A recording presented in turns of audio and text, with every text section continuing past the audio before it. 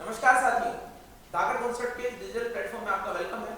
और आज मैं आपके सामने एक नई सीरीज लेकर आ रहा हूं जिसमें हम उन चयनित प्रतिभाओं से बात करेंगे जिन्होंने संघर्ष करके, अच्छी तैयारी करके एक सरकारी मुकाम हासिल किया, सरकारी नौकरी हासिल की है।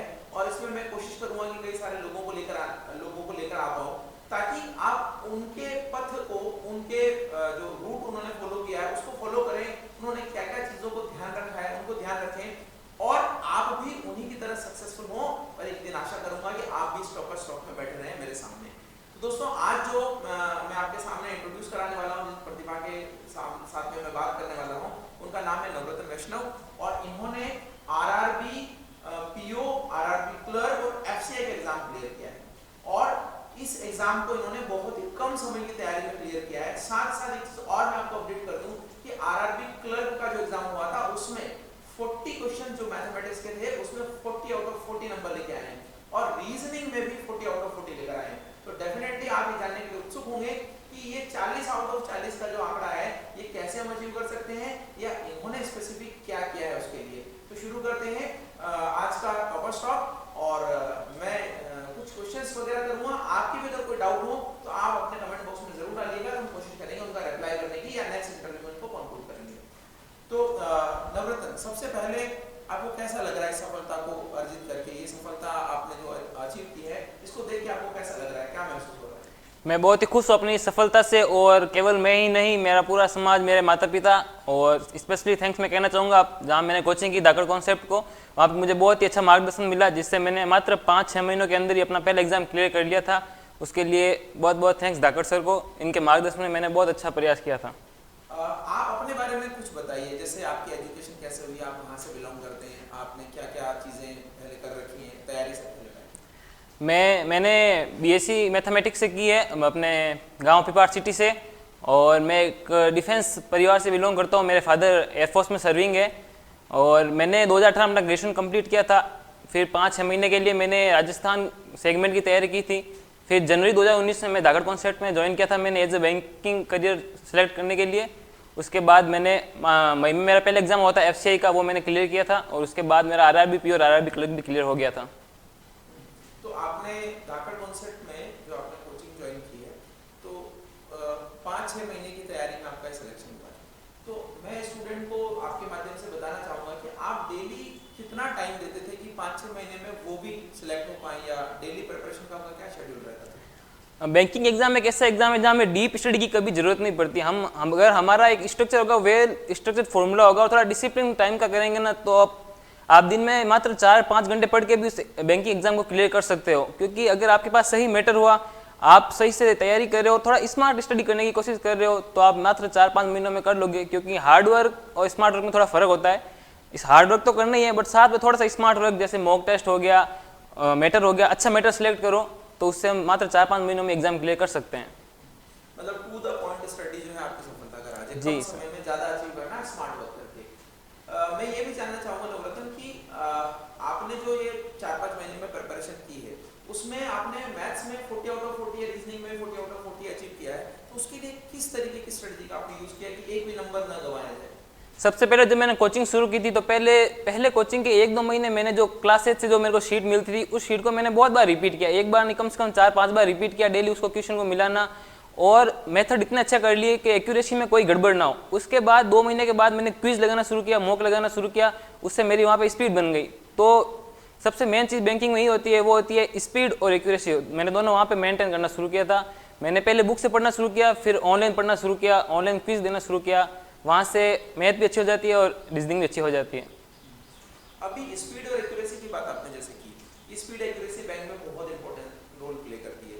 तो स्पीड एक्यूरेसी में कई सारे लोग वहाँ एग्जाम में इसलिए भी मेंटेन नहीं कर पाते क्योंकि ऑनलाइन एग्जाम रहता है और वो पैनिक भी हो जाते हैं कई बार। तो या तो वो स्पीड मेंटेन नहीं कर पाते या फिर स्पीड मेंटेन करते हैं तो उसको मैं कह सकता हूँ कि गलतियाँ बहुत ज़्यादा कर देते हैं। तो उसके लिए आप एग्जाम में अच्छा माहौल को क्रिएट कर पाए या अच्छे माहौल में एग्जाम दे पाए, उसके लिए आप क्या सोचेंगे कि हमें क्या करना चाहिए? अब एग्जाम में अगर अपने को हमें दोनों काम साथ में करना है, स्पीड भी रखनी है, एक्यूरेसी भी रखनी है, तो वो सबसे मेन इंपॉर्टेंट चीज़ है वो हमारे मॉक टेस्ट। जितने ज़्यादा आप मॉक टेस्ट दोगे उतने ज़्यादा आप अच्छे मार्क्स प्राप्त करोगे, उतनी अच्छी आपकी स्पीड बनेगी, उतनी अच्छी एक्यूरेसी आएगी। और जो स्ट्रेटजी से हम घर पे मॉक टेस्ट दे रहे हैं ना, उसी स्ट्रेटजी से हमें एग्जाम में भी देना है। एग्जाम में कंप्यूटर का टाइमर दे के हमें अपने कॉन्फिडेंस का टाइमर नहीं हिलाना है, कॉन्फिडेंस हमेशा हाई रखना है, क्योंकि अगर कॉन्फिडेंस हिल गया तो वहाँ पे स्पीड, अगर जो क्वेश्चन आ रहा होगा वो भी भूल जाओगे। तो सबसे बढ़िया है कॉन्फिडेंस बनाए रखो, मॉक टेस्ट दो, डेली का एक मॉक टेस्ट तो पक्का देना ही देना है। ये बैंकिंग एग्जाम का सक्सेस की यही है कि मॉक टेस्ट देना सबसे इंपॉर्टेंट, डेली का एक। और जब मेंस के एग्जाम हो तो कम से कम डेली का एक मॉक टेस्ट दो और उसको एनालाइज करो। ऐसे नहीं कि मॉक टेस्ट दिया 1 घंटे में एनालाइज किया, नहीं, 3-4 घंटे दो उसको अच्छे से एनालाइज करने के लिए। हर क्वेश्चन का एक ट्रिक निकालो, कैसे हो रहा है, कैसे करना है, हर सब्जेक्ट का, चाहे जीके हो, चाहे इंग्लिश हो, चाहे रीजनिंग हो, चाहे मैथ हो। क्योंकि कुछ चीज़ें होती है जो हमें बैंकिंग एग्जाम में डेली अपने साथ लेके चलनी पड़ती है। जैसे मॉक टेस्ट हो गया, अपने डेली का इंग्लिश का एडिटोरियल हो गया, करंट अफेयर्स हो गया, ये हमें हमेशा अपने साथ लेके चलना है जब तक हम तैयारी कर रहे हैं। चाहे हमें ये नहीं सोचना कि प्री का एग्जाम होगा उसके बाद में मेंस के एग्जाम की तैयारी करूंगा, क्योंकि उसके बीच हमें सिर्फ 15 दिन का टाइम मिलता है। तो जब से आप प्री कर रहे हो, पहले दिन से आप सबको साथ लेके चलो, तो आप पहली बार में सारे एग्जाम क्लियर कर लोगे। मैं एक सवाल उन लोगों की तरफ से पूछना चाहूँगा, कई सारे हमारे जो स्टूडेंट्स होते हैं अपनी स्टडी के साथ में वो लर्निंग अर्निंग दोनों साथ में करते हैं, तो क्या आपको ऐसा लगता है कि जॉब करते करते कोई व्यक्ति बैंकिंग की इनकी प्रिपरेशन कर सकता है? क्योंकि 6-7 घंटे उसको जॉब करना होता है, बाद में टाइम उसके पास लिमिटेड होता है। जी बिल्कुल, ऐसा मतलब जो बंदा चाहे वो जॉब के साथ स्टडी भी कर सकता है, क्योंकि बैंकिंग एग्जाम एक ऐसा एग्जाम है जहाँ आप अच्छा मैटर है आपके पास, आप दिन में काम कर सकते हो। आजकल तो ऑनलाइन स्टडी भी इतनी ज़्यादा हो गई है कि आप शाम को आराम से फ्रेश माइंड होकर ऑनलाइन स्टडी कर सकते हो। और ऑनलाइन स्टडी में और भी अच्छा मैटर मिल रहा है आजकल, सारा मैटर अपडेटेड आता है, जो एग्जाम में आता है वही आता है। तो सबसे जो जॉब करते हैं वो आराम से ऐसे तैयारी कर सकते हैं। डेली का शाम को आए मॉक टेस्ट दे दो और डेली का जो पढ़ना है वो पढ़ सकते हो। और मैक्सिमम 3-4 घंटे आप शाम को कभी भी निकाल सकते हो बैंकिंग एग्जाम के लिए। सबसे इंपॉर्टेंट चीज़ यही है, रेगुलरिटी रखना। बैंकिंग एग्जाम में रेगुलरिटी रखोगे तो सारे एग्जाम क्लियर हो जाएंगे। बैंकिंग के स्टूडेंट के लिए सबसे बड़ा जो मैं कहूँगा कि डर रहता है, कई सारे इंजीनियरिंग के स्टूडेंट्स आते हैं और इंजीनियरिंग के स्टूडेंट को सबसे बड़ा डर ये रहता है कि वो कैसे करंट अफेयर्स को मेंटेन कर सकते हैं। करंट अफेयर्स इतना सारा वास्ट है, कहीं से भी कुछ भी पूछा जा सकता है। तो आपने करंट अफेयर्स की प्रिपरेशन के लिए जो मेंस में सबसे बड़ा रोल प्ले करता है, उसके लिए क्या किया? करंट अफेयर्स को कभी भी रटना नहीं चाहिए, हमेशा उसकी एक ट्रिक होती है, वो होती है कि आप अगर ऐसे चाहो 3-4 बंदों का ग्रुप बना लो, आप दिन में पढ़ो, आप एक टारगेट बनाओ कि हमें आज इतना पूरा पढ़ना है, और शाम को 3-4 बंदे मिलकर उसको डिस्कस करो। करंट अफेयर्स जितना डिस्कस करोगे उतना ज़्यादा याद होगा। प्लस जितनी करंट अफेयर्स की क्विज होती है, डेली की क्विज दो, वीकली क्विज दो, मंथली क्विज दो, वो सब दो। उसके बाद जहाँ पे भी हम कोचिंग जाते हैं तो कोचिंग में आपके मंथली डाइजेस्ट आता है, उसको अच्छे से पढ़ लो। प्लस जो भी ऑनलाइन आपका जितना भी मैटर मिल रहा है पीडीएफ का, जो अच्छा काफ़ी अच्छी साइट्स है वहाँ पे आपको अच्छा मैटर मिल जाता है, वहाँ पे अच्छा मैटर पढ़ो। प्लस आजकल तो ऑनलाइन आ रहे हैं कि वीकली मंथली के top 200 question, weekly top 30 question, वो भी साथ में पढ़ते जाओगे तो करंट अफेयर्स आराम से क्लियर कर लेंगे हम। एक बैंक के एग्जाम में स्पेशलिटी ये है कि प्री का एग्जाम होने के कुछ ही दिनों बाद, यानी 15-20 दिन या मैक्सिमम 30 दिन आपको मिलते हैं, मेंस का एग्जाम हो जाता है। तो उस दौरान हमें टाइम भी काफ़ी कम मिलता है और कई सारे लोग पहले तो करंट अफेयर्स पढ़ते नहीं, उस दौरान पढ़ते हैं।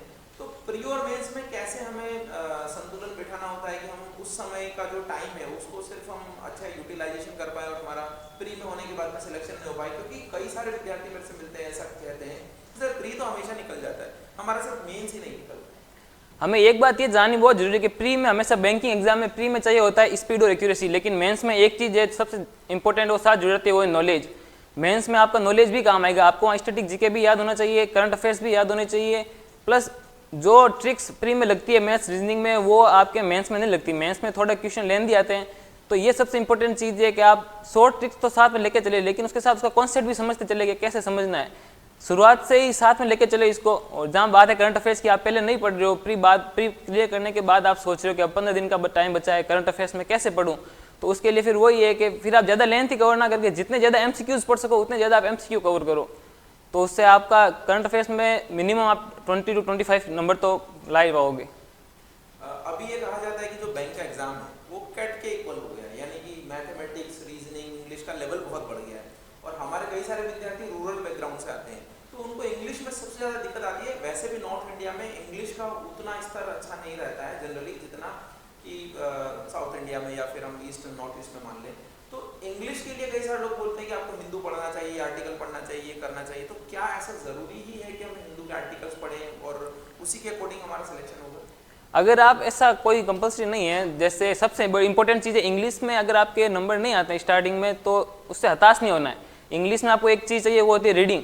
आप डेली रीडिंग करते जाओ। आप जो मॉक टेस्ट दे रहे हो उसमें भी तो इंग्लिश आती है, अगर उसमें 30 क्वेश्चन को आप अच्छे से एनालाइज कर लोगे ना, तो भी आपके प्री में और मेंस में नहीं करते 15 से 20 नंबर आप कवर कर लोगे। तो सबसे इंपॉर्टेंट चीज़ है इंग्लिश में, वो है रीडिंग स्किल। प्लस एक चीज़ आप डेली हैबिट में डाल दो, वो है एडिटोरियल। मॉर्निंग में उठना है और एडिटोरियल देखना है, यूट्यूब पे देखो, फिर आप खुद से पढ़ो एक बार। और जो डेली की वोकेब होती है वो आप जितनी याद हो सके उतनी याद करो। लेकिन सबसे इंपॉर्टेंट चीज़ है इंग्लिश में रीडिंग की हैबिट डाल दोगे एक बार तो अपने आप आपके वो हैबिट में आ जाएगी। अब ये ऐसा कुछ नहीं है कि रूरल के लिए या अर्बन के लिए, सब बंदे कर सकते हैं। हमारे साथ ऐसे भी बंदे थे जिन्होंने पहले एग्जाम देते थे, जब मॉक देते थे हम, तो उनके माइनस में नंबर आते थे, लेकिन बाद में उन्होंने इतना अच्छा कवर किया कि 20-22 नंबर कवर कर रहे थे। वो सारा पार्ट आता है रीडिंग से। जितना ज़्यादा रीडिंग करोगे उतने अच्छे आप नंबर कवर कर पाओगे। एक अंतिम डर बैंक के विद्यार्थियों को होता है इंटरव्यू, और इंटरव्यू एक ऐसे मतलब स्टेज होता है एग्जामिनेशन में कि वहां पर जाकर हर व्यक्ति को थोड़ा डर लगता है, थोड़ा नर्वस भी होता है। तो आप बताइए, आपसे इंटरव्यू में क्या पूछा गया और आपको कैसा महसूस हुआ था उस समय? जब मैं इंटरव्यू देने गया तो बाहर बैठा था, तब तो बहुत ऐसा डर लगता ही है, लेकिन जब अंदर जाते हैं तो सबसे इंपॉर्टेंट चीज़ वही है कि हमें अपना थोड़ा एटीट्यूड प्लस अंदर जाते ही उनसे थोड़ा बिहेवियर अच्छा करना पड़ता है। फिर वो सामने वो भी बहुत अच्छे से बिहेव करते हैं अपने से, ऐसे ज़्यादा स्ट्रिक्ट नहीं होते वो, क्योंकि वो भी तो हमारी तरह ही है, हमारे हमेशा ही निकले हैं, वो हमेशा ही पास करके वहाँ आगे बैठे हैं। प्लस इंटरव्यू में सबसे इंपॉर्टेंट चीज़ है कि आपको अपने बोलने का तरीका बहुत अच्छा रखना पड़ता है, क्योंकि आप उनको पता है भाई बंदे में नॉलेज है, तभी तो वो प्री और मेंस क्लियर करके इंटरव्यू में पहुंचा है।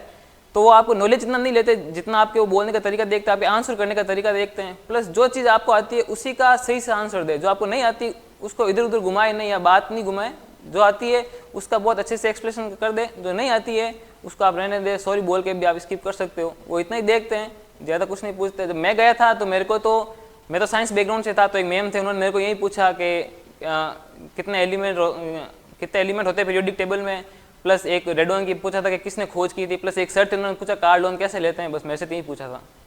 नॉर्मल बेसिक क्वेश्चन पूछते हैं बैंकिंग अवेयरनेस के। प्रेजेंटेशन आपका देखते हैं जी, किस तरीके से आपको क्वेश्चन। जी सर।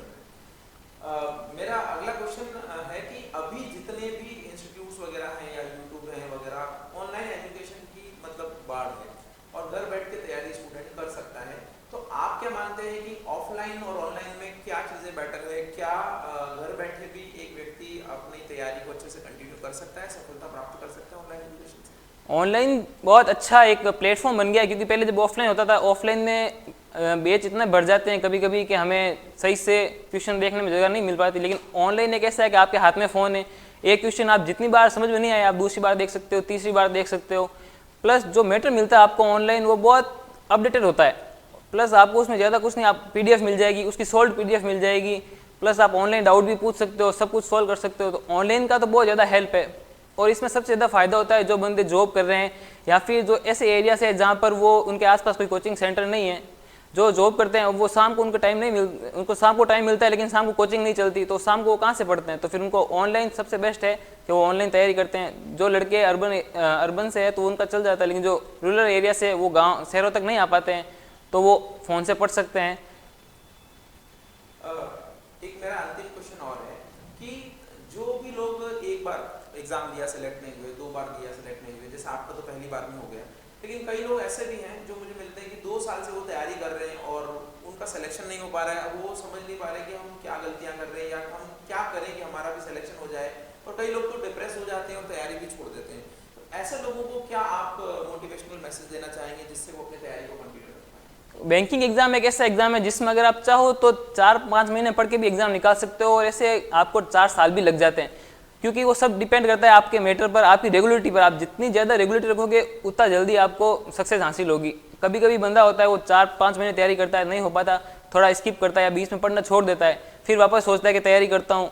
जितनी ज़्यादा रेगुलरिटी होगी उतनी जल्दी आपको सक्सेस मिलेगी। प्लस अब बात है कि अगर आप, क्योंकि काफ़ी बंदे ऐसे होते हैं जिनके 2 साल तक प्री निकलते हैं लेकिन मेंस नहीं निकलता, लेकिन वो अपनी गलतियों पे काम नहीं करते हैं। उनको पता है मेरी गलती यहाँ हो रही है, लेकिन वो अपनी गलती पे काम नहीं करते हैं। तो सबसे बड़ी चीज़ वही है कि आप अपने देखो कहाँ गलती कर रहा हूँ मैं, अपनी गलती पे सुधार करो। प्लस अगर टाइम लग रहा है लेकिन रेगुलरिटी मत छोड़ो, टाइम लगेगा लेकिन आप एक दिन बैंक एग्जाम आराम से क्लियर कर पाओगे। तो टाइम छो लगता है लेकिन अपनी गलतियों पे काम करो। प्लस कुछ चीज़ें होती है जो मैंने पहले ही बताई है, मॉक टेस्ट हो गए, एडिटोरियल हो गए, करंट अफेयर्स हो गए, इनको डेली हैबिट में डाल दो तो 1 साल मैक्सिमम 1 या 2 साल में आप सक्सेस ले लोगे। कोई आपकी तैयारी के दौरान ऐसा कोई आपको इंसिडेंट लगता है जो आपको शेयर करना चाहिए? खट्टा मीठा अनुभव कई बार हमारी तैयारी के दौरान आता है, कई बार हम डिप्रेस भी होते हैं, कई बार हम अच्छा मूड भी फील करते हैं, कई बार हमारे को ऐसा लगता है कि ये किस्सा तो मैं ज़रूर सुनाना चाहूँगा, इसमें अच्छा मैसेज जाएगा, या हंसी मजाक वाला कोई भी ऐसा किस्सा आपकी तैयारी के दौरान हो, आप बताना चाहें तो ज़रूर। तैयारी में मैं सबसे ज़्यादा डिप्रेस एक बार हुआ था जब मैंने एसबीआई क्लर्क का मेंस दिया था। मेरा पेपर तो बहुत अच्छा गया था, लेकिन मैं कट ऑफ में 3 नंबर मेरे कम रह गए थे। वो नॉर्मलाइजेशन के कारण शायद मेरे नंबर थोड़े कम हो गए थे। उस टाइम में तो बहुत ज़्यादा थोड़ा सा डिप्रेस में आ गया था। फिर मैंने सर से बात की तो वो सब सही हो गया। पर एक बार ऐसा लगा मेरे को कि इतनी तैयारी कर रहा हूँ, इतनी मेहनत कर रहा हूँ, फिर भी बैंक में सिलेक्शन नहीं हो रहा। फिर मैंने सोचा पहले ही तो एग्ज़ाम दिया है, आगे और दूंगा तो मेरा सिलेक्शन हो जाएगा। उसके बाद मैंने जो एग्ज़ाम दिया आरआरबी पीओ, आरआरबी क्लर्क और एफसी भी मेरा क्लियर हो गया था। तो देखिए दोस्तों, हर सफल व्यक्ति के जीवन में वो मोड़ आता है, डिप्रेशन या हम कह सकते हैं कि एक बार उसको लगता है कि यार मैं सही रास्ते पे हूँ या नहीं। और हर सफल व्यक्ति उतार चढ़ाव से निकल कर ही आगे बढ़ता है। जो व्यक्ति मैदान नहीं छोड़ते हैं, जो व्यक्ति डटे रहते हैं, जिन्होंने सोच लिया है कि बस इस बार तो मैं क्रैक करूंगा ही करूंगा, किसी भी तरीके से हमें सिलेक्शन लेना ही है, वो आगे निकल जाते हैं। क्योंकि सफलता और असफलता में मुझे लगता है बहुत ही एक थिन लाइन का फर्क होता है। और इस लाइन के उधर जो होते हैं वो असफल व्यक्ति, उनसे कोई पूछता नहीं है, जो सफल होते हैं उनसे सब लोग जानना चाहते हैं, लेकिन फर्क बहुत माइन्यूट है। आपको कभी भी ऐसा लगे कि आपका पाथ गलत हो सकता है या आप सही तैयारी की तरफ नहीं बढ़ रहे हैं, तो हम ऐसी प्रतिभाओं को लाते रहेंगे आपके सामने जिनसे आपको मोटिवेशन और मार्गदर्शन मिले। तो नवरत्न को मैं धन्यवाद कहूँगा, और मैं ये कहूँगा कि आप जो है कई सारे लोगों को आपके टच में है उनको भी मोटिवेट करते रहिए, लोगों को आगे बढ़ाते रहिए। Thank you so much.